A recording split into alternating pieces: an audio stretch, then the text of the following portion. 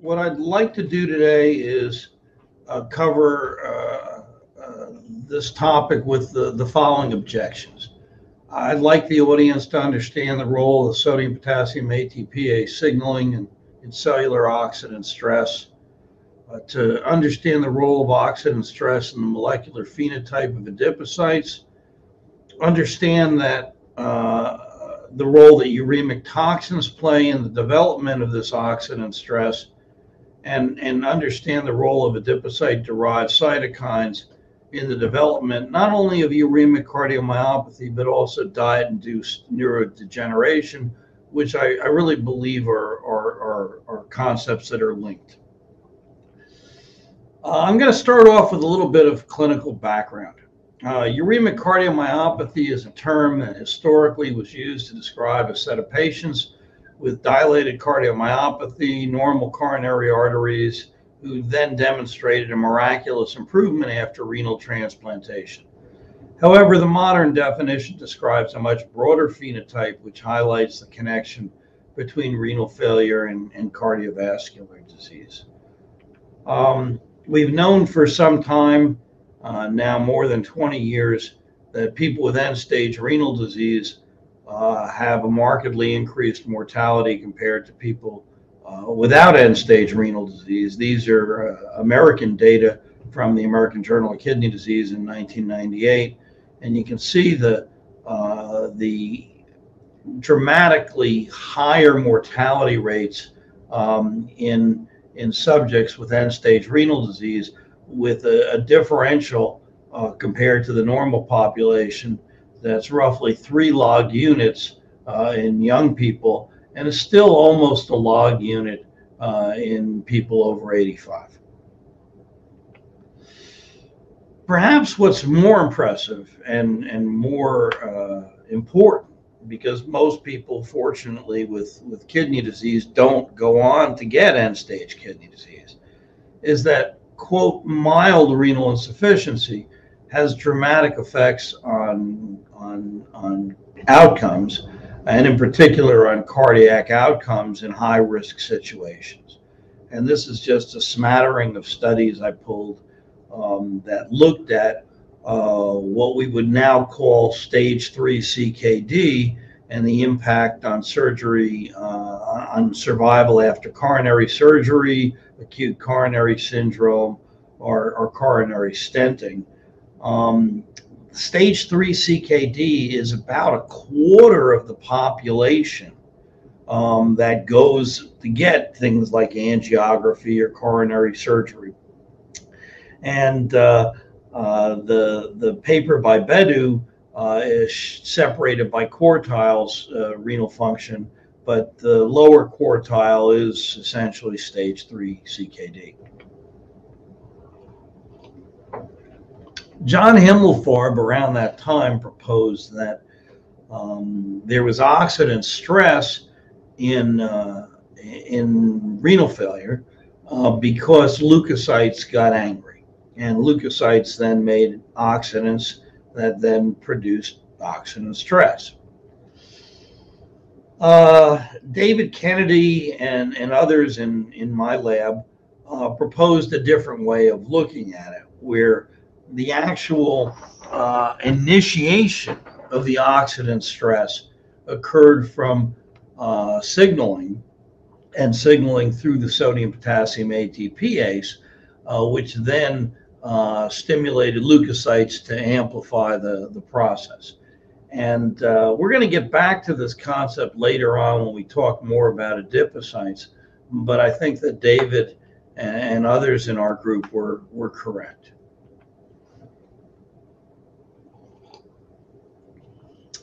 Well, I can't talk about sodium potassium ATPase signaling without mentioning my departed dear friend Zijian Xie, with whom I worked for literally more than 2 decades, and Dr. Xie became my very closest friend, and I had such a wonderful time working with him and learning from him that I could wax on this subject for hours. I won't bore you.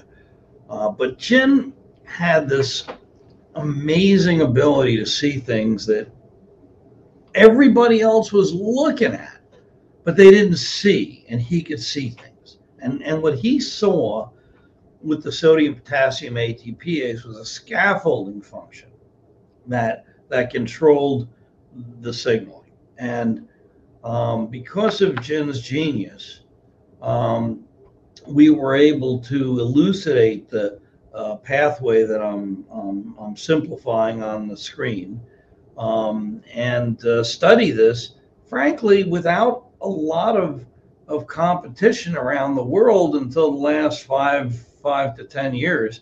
For the first 10 to 15 years, we basically were off on our own studying this pathway that nobody else really believed in. But it is real, and it's I think extremely important. And what we're going to focus on today is that pump signaling not only generates reactive oxygen species, but they feed back to the pump itself, and this creates a feed forward amplification loop that we believe is operant in many forms of oxidant stress and chronic diseases that lead to oxidant stress. Well, I won't take you through all the work that we've done in this area, but we have produced evidence that partial nephrectomy in the rodent does induce a clinical syndrome similar to human uremic cardiomyopathy. That's really David Kennedy's Jason paper back in, I don't think I listed on there, did I? Well, anyway, David reported that back in Jason, and I want to say the early part of this millennium. What we see when we do partial nephrectomy or we infuse cardiotonic steroids like marinobufogenin is the animals get diastolic dysfunction and left ventricular hypertrophy, as well as evidence for systemic oxidant stress. And in a number of studies, we've demonstrated that this could be ameliorated by both active and passive immunization against cardiotonic steroids, as well as drugs that antagonize CTS binding to the sodium potassium ATPase, most notably spironolactone and its major metabolite, canrenone. And those were studies that Dr. Zhang Tian featured in the lower image, performed. Steve Haller did most of the passive immunization studies, and David was the architect of most of the active immunization studies. Well, based on the thinking that there was a scaffolding function to the sodium potassium ATPase, by which the sodium potassium ATPase controlled transmission of signals through SARC, we set out to identify which portion of the sodium potassium ATPase alpha-1 subunit actually did this. And what we found was two things. We found that there was an interaction between the CD2 domain of the sodium potassium ATPase and the SARC molecule distant from the kinase domain. And this was specific to the alpha-1 subunit. And there was a second interaction with a preserved sequence between 415 and 435 in the end domain that interacted with the kinase domain. And this is just sort of a graphical depiction of that with a a ribbon model of the sodium potassium ATPase, showing that that region. There's two other amino acids in the A domain we point out because they appear to get oxidized during stimulation of this pathway, and their oxidation is required for signal transduction. I won't spend a lot of time on that, but this is work that Yan-Ling Yan did in Dr. Zhang Lu's laboratory as part of our group.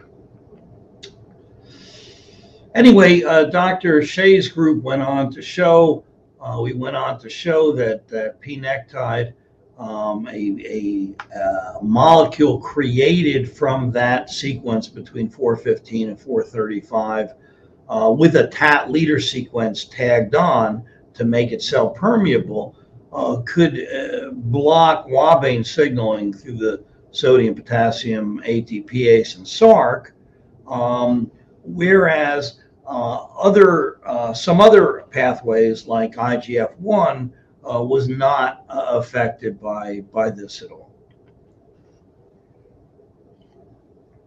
Which led us to look at a number of different conditions, including high-fat diet-induced obesity, NASH and atherosclerosis, uremic cardiomyopathy, of course, aging, cancer, and proliferative retinopathy. And I won't go into gory detail on this, but I do want to move on to talk about adipocytes.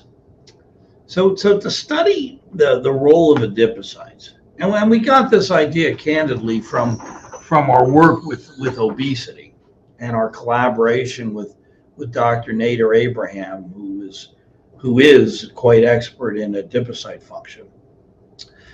We developed a strategy to express NaK-ATPase in experimental animals, but based on the promoter that we chose, we could limit the expression, in this case, to adipocytes. And I'll show you data a little bit later where we use other promoters to contrast this. But we decided to focus on adipocytes. And what we found with some of our earlier studies is that if we simply expressed the NaK-ATPase to alter the redox state of adipocytes, we really had a dramatic effect on obesity, NASH, and atherosclerosis. And we also had effects, and I'll share some of these with you, in the setting of experimental uremia. We set this up in the following way. First, we did some in vitro studies with putative uremic toxins, indoxyl sulfate, as well as p-cresyl sulfate. And these are derived from the intestinal microbiome through either metabolism of the bacteria themselves or subsequent metabolism of precursors by the intestinal enterocytes of our intestine. And what you can see is that if you stimulate pre-adipocytes with increasing concentrations of indoxyl sulfate, you see a drop-off in their lipid accumulation, but you see an increase in their production of inflammatory cytokines. Here I'm showing IL-6. And if you add P-nectide, you reverse both of those processes. In addition to the changes in cytokines, we can actually see that there's an increase in superoxide, shown here with DHE fluorescence. There's inhibition of PPAR gamma. There is changes in other inflammatory cytokines like TNF-alpha and MCP1. There's induction of apoptosis. And again, all these processes get blocked by p-nektide. And I won't go on. So we can take that lentivirus and we can give it to animals. And what I'm showing here, the lentivirus has a GFP expression system that is parallel to the nektide expression system. And for controls, we either used a scrambled nektide or we used no nektide and just the GFP. And you can see what we're seeing here is if we use an adiponectin promoter with nektide, we'll get an antibody induced fluorescence to nektide in adipose tissue. If it's an empty vector other than the GFP, we won't. If we use if we look at skeletal muscle, we don't see any production. And if we measure nektide with an ELISA that we developed, you can see that it's only in the ones that are supposed to express nektide that we see the expression.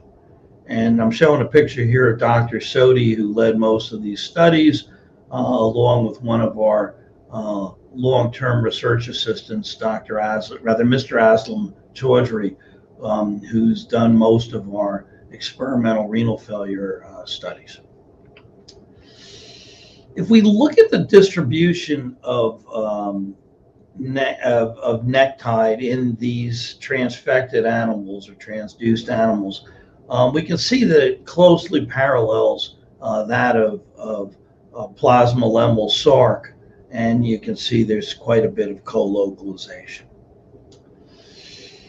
When we do this in animals, and I'm going to take you through one panel of these busy slides because everything else follows the same pattern.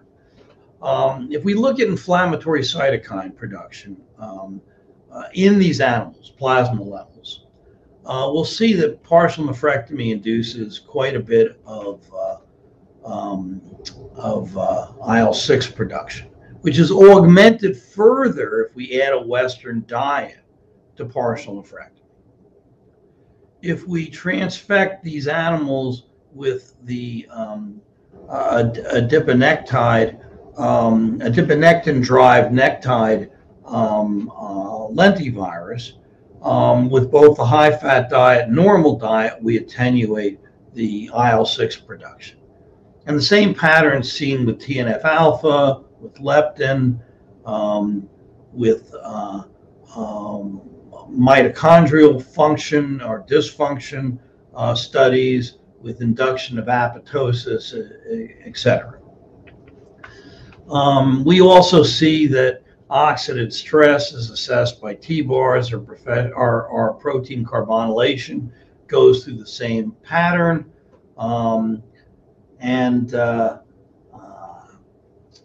SARC activation itself is turned on by partial nephrectomy, or and further exacerbated by superimposing a Western diet.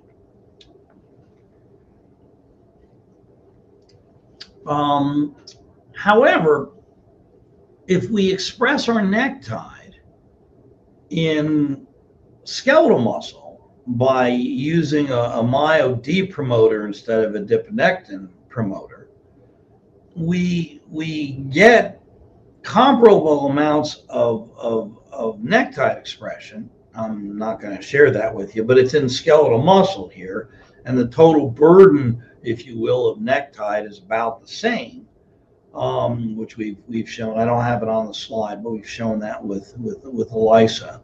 But it's limited more to the skeletal muscle, whereas the adiponectin promoter limits the expression to adipose. And what we see is that the changes in inflammatory cytokines are ameliorated by partial nephrectomy, by nektide expression in adipose. but not by expression in skeletal muscle. And a scramble necktie does nothing either. And when we do all this stuff, we can do correlation analysis and see which either histologic or echocardiographic changes correspond best to each other. And just for fun, we found the best predictors of fibrosis on histology was driven by a combination score of IL-6 levels in the plasma and leptin levels in the plasma. Whether this would really pan out in people or not, we really don't know.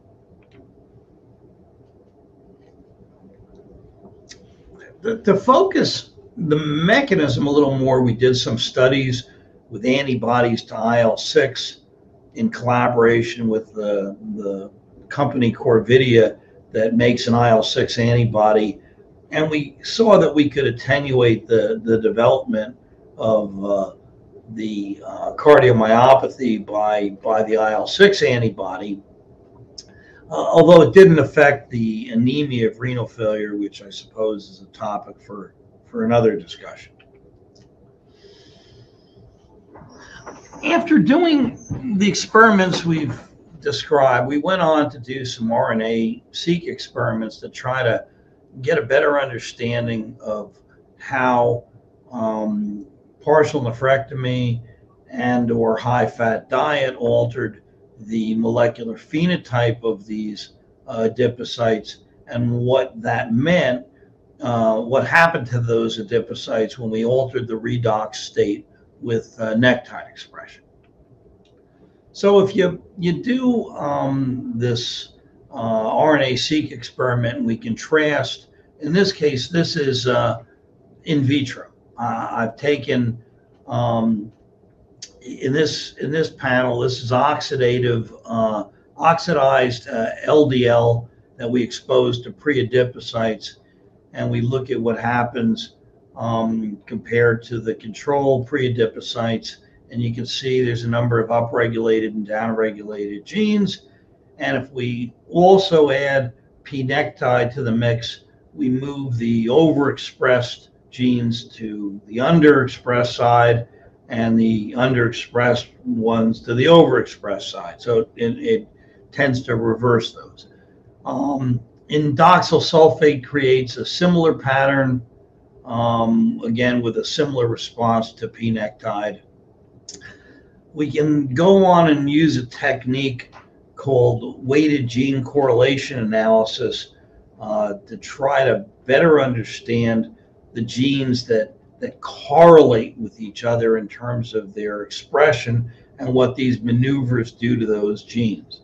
And from this, we can group genes into modules and then look at how those modules behave with different perturbations. So what I'm showing you here is a contrast of what oxidized LDL and indoxyl sulfate do to gene expression in pre-adipocytes.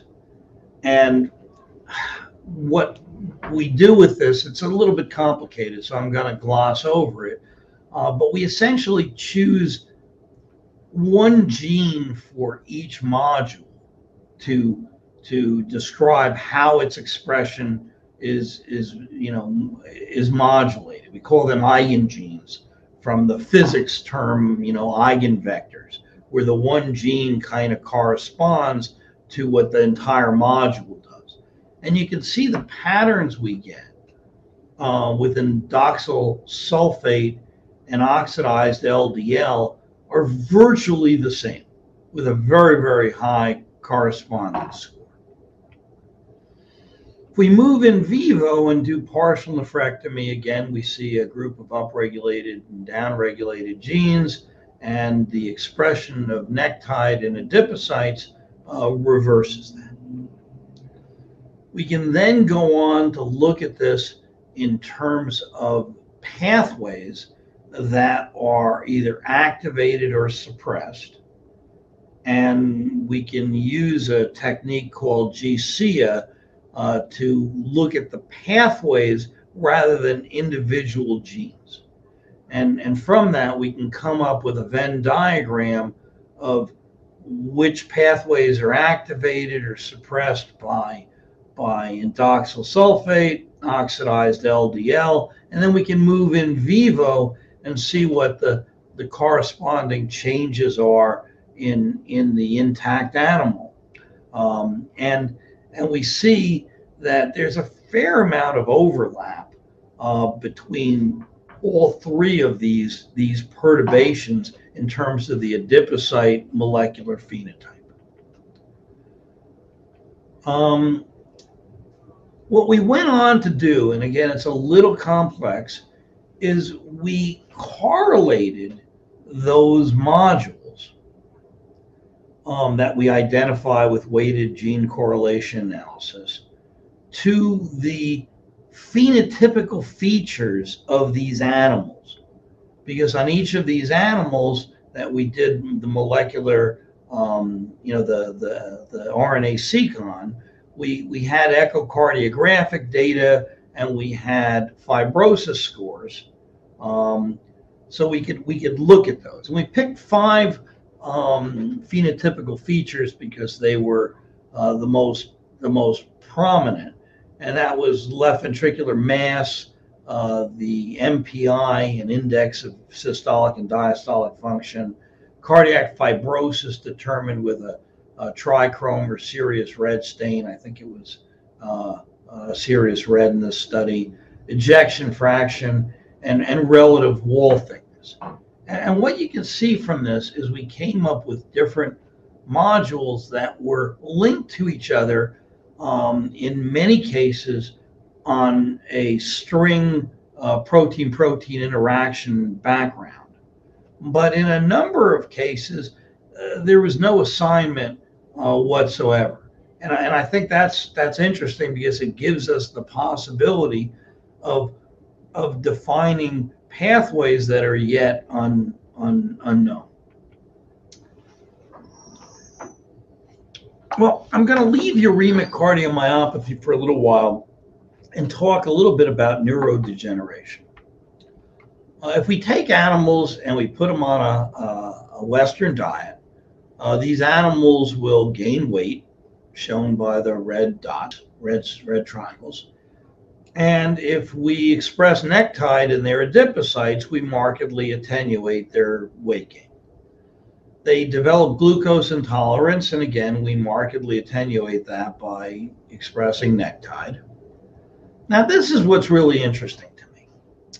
These animals, when you put them on a Western diet, they stop moving. They just stop moving. And on the same diet, as long as we express NaK-ATPase in their adipocytes, they move normally. And this is reflected either cause or effect or both by inflammatory markers in the plasma, which are exacerbated by the Western diet and are attenuated by concomitant NaK-ATPase expression in the adipocytes. What's really interesting, and this is really the topic of our paper that's coming out in iScience this month, is that they get stupid. If they're on the Western diet, they don't behave normally. They're not only not moving, but they're not demonstrating short-term memory. And there's actually an increase in their circulating levels of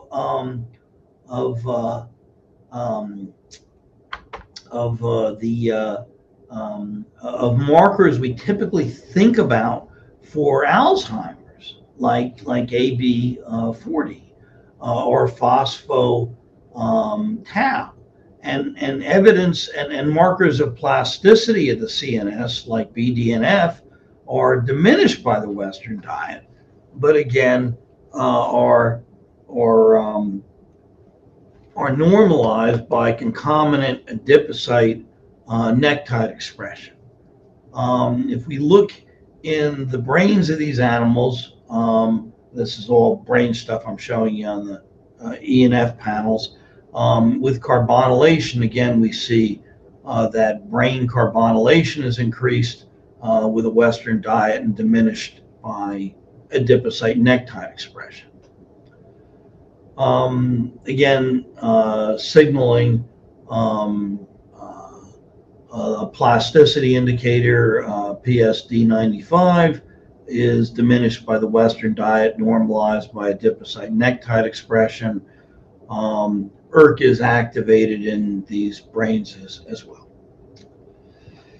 If we go back to gene expression, again, we see a host of gene expression changes in the hippocampus. These are ameliorated by adipocyte NaK-ATPase expression. We can again do weighted gene correlation analysis and identify the modules that are involved. Most of them are connected to a protein-protein interaction database.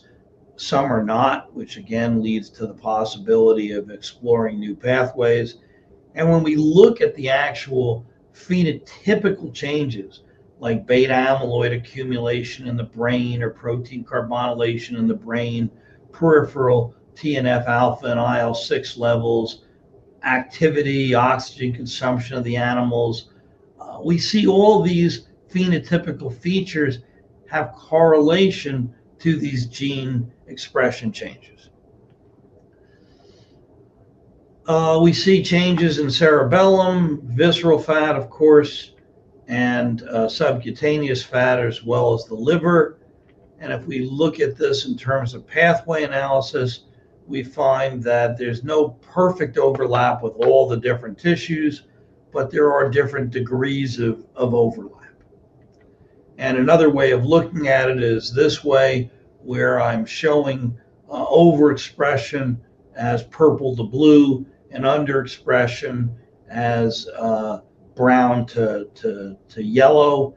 And you can see the pathways that are up and down regulated in different tissues.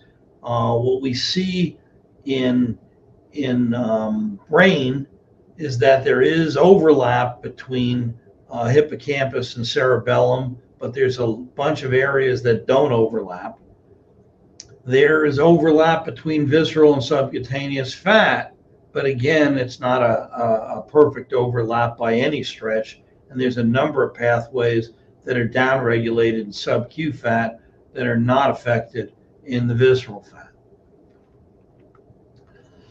When we take these individual gene expressions in the different tissues and look at what NaK-ATPase expression in adipocytes does, it tends to normalize all of them regardless which directions they went in.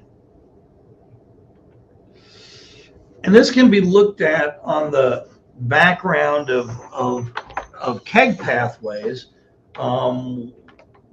where you can look at whether important genes in OX-phos, for example, are up or down regulated, blue up, orange down, and whether it's reversed by NaK-ATPase and other pathways like the Alzheimer's pathway.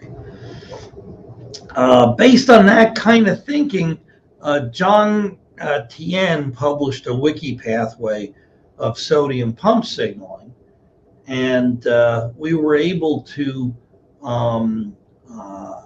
look at, using the program Cytoscape along with our gene expression data, we were able to look at this on the background of a protein-protein interaction data set. And you can see that the center is what Western diet does, and the rim of these genes is what happens with NaK-ATPase expression compared to the Western diet alone. And you can see that There's a lot of similarity between visceral fat and hippocampus when we look at just our sodium pump signaling pathway, and changes that occur in gene expression by the Western diet tend to be reversed by adipocyte NaK-ATPase expression. Again, we can do weighted gene correlation analysis, high degree of overlap between hippocampus and cerebellum, as we'd expect, a reasonably high degree of correlation between brain and visceral fat, but not perfect by any stretch.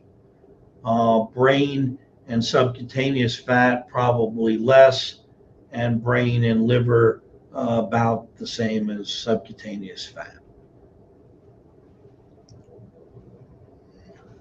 Well, I'm going to wrap up and try to bring us back to uremic cardiomyopathy, and then I'll try to bring these together with some hand waving and some diagrams. If you take animals and you transfect them with a NaK-ATPase expressing lentivirus, tagged to the adiponectin promoter, fat will express NaK-ATPase. It turns out that if you transplant fat from those animals, the endogenous fat, which has not been transduced, starts to have NaK-ATPase expression. And in fact, we ameliorate many of the changes that we get with uremic cardiomyopathy by simply transfecting these animals with fat from animals that express NaK-ATPase. Now, I have to tell you, it's a little dirty in the sense that if we simply take fat from a normal animal and put it in an animal with partial nephrectomy, we ameliorate some of the changes we get with uremic cardiomyopathy just from that. But we get a bigger effect if we take a NaK-ATPase transduced animal fat and then transplant it to an animal that's got partial nephrectomy. And we attenuate the fibrosis as well in this setting, and we attenuate the elevations of inflammatory cytokines, as well as the evidence of oxidant stress within adipocytes. The visceral fat that we're looking at here is not what we've transplanted. We take the transplant, we put it between the shoulder blades, so it's a good distance away. And in fact, we've demonstrated with male, female, female, male animal transplants that it's not that the endogenous fat gets taken over by the transplanted fat, but rather there's some signaling that occurs between the transplanted fat and the endogenous fat.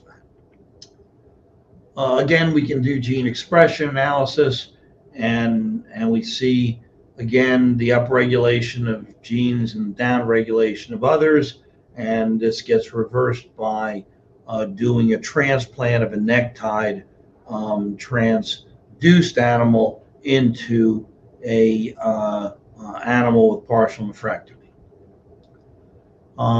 And again,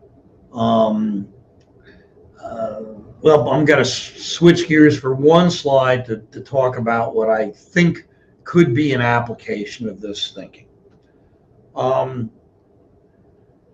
We're not going to be doing fat transplants in people. It sounds like, kind of crazy. But what we might do is we might take adipose, isolate stem cells, alter the stem cells, and give them back to people. So as sort of a way to look at proof of sanity, if you will. This isn't a completely crazy idea. We grew human mesenchymal stem cells that we obtained during different surgeries. And we transfected those cells with either an adiponectin derived, an adiponectin driven NaK-Tide expression vector, a scrambled vector, or just took the cells. And we then injected cells into animals with partial nephrectomy that are skid mice that won't have much of an immune response to these human cells. And what we find is that when we induce partial nephrectomy in these animals, we get increases in the wall thickness, decreases in their hematocrit, increases in their MPI and wall thickness and LV mass. Scrambled NaK-Tide doesn't do anything. The cells alone don't do much.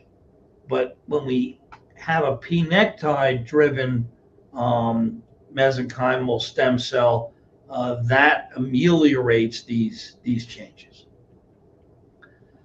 So let me wave my hands and try to tie this together. I think the adipocyte is central to a lot of what's going on. These adipocytes are not passive storages of fuel. These adipocytes are metabolically active and do stuff, and they tell the rest of your body to do stuff. So in the context of either a high-fat diet or renal failure, there's stimulation of the pump signaling, oxidant amplification loop, and the adipocyte makes stuff. It makes inflammatory cytokines. It makes probably exosomes with information in it that then has effects on the brain and the heart. And these effects are profound. They're very profound, and they also go through pump signaling in these other organs, because that's the way mammalian organs amplify oxidant stress. And this sets up the possibility of targets for the treatment of uremic cardiomyopathy and neurodegeneration. And we think that there's a number of these targets. We can either target the gut and the microbiome-derived amino acids from the gut. We can address the redox state of the adipocytes, and I think that's the most exciting possibility. We can look at neutralizing inflammatory cytokines. But I believe these are tied together, that the same things that'll cause neurodegeneration or atherosclerosis in some people cause uremic cardiomyopathy. It's related to oxidant stress, and the phenotypical features are going to differ, but the root causes are, I think, related to this aberrant pump signaling. So in conclusion, I hope I've convinced you that gut-derived uremic toxins change the molecular phenotype of adipocytes. They induce oxidant stress and cause a shift from lipid accumulation to cytokine production. And I didn't spend a lot of time talking about it, but I think this explains the obesity paradox, where obesity is a bad thing to have unless you have a serious disease like renal failure, and then it seems to be good. I think it reflects the amount of oxidant stress that we're seeing in our adipocytes. Amelioration of the oxidant stress in adipocytes in the setting of uremia attenuates many features, including the cardiomyopathy and anemia, although I didn't show you a lot on that. The schema sets up several potential targets for novel therapies of uremia and its complication, and in particular transplantation of adipocytes that express NaK-Tide also attenuate many features of the uremic syndrome. At this time, we don't really understand exactly how this happens, but it offers the possibility of developing a safe strategy of manipulating the stem cells ex vivo and then bringing them back to the person, minimizing the risk of genetic manipulations in intact people. I want to make a number of acknowledgments. First of all, we've had great support from the National Institutes of Health, and one of the perks of being dean is I've been able to garner some foundation support from local foundations. The intellectual base of all of what we've done is the genius of my dear friend Zijian Xie. I enjoy collaborations with a number of people like Roy Silverstein and Iliang Chen. I have had great collaborations with Nader Abraham and his wife Mickey Schwartzman. I have a long-standing relationship with Alexei Bagrov and Olga Fedorova, and I'm very proud that many of my former students, like Dr. Kennedy, who's going to be speaking soon, have gone on to really great careers on their own. I thank you all for my attention, and I'd be very happy to take any questions. Thank you.